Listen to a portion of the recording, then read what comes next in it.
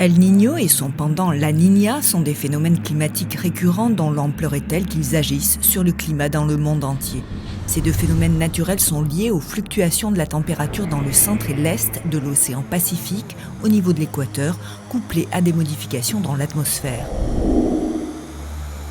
Utilisé depuis le 19e siècle par des pêcheurs péruviens décrivant un courant océanique chaud sur les côtes, le nom d'El Niño décrit le réchauffement des eaux de surface près des côtes d'Amérique du Sud. A l'inverse, la Niña fait référence à un refroidissement de la surface de l'océan dans cette même région.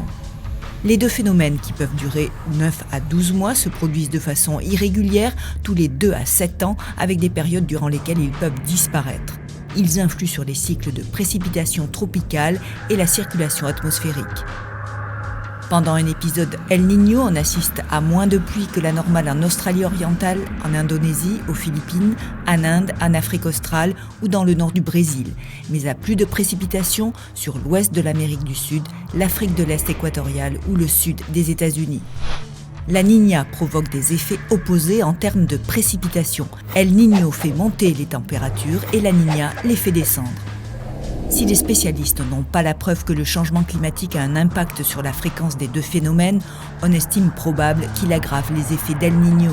Quant à l'effet de refroidissement relatif de la Niña, il ne sera probablement pas suffisant pour contenir la hausse des températures due aux gaz à effet de serre. 2020, année à Niña, a été l'année la plus chaude jamais enregistrée.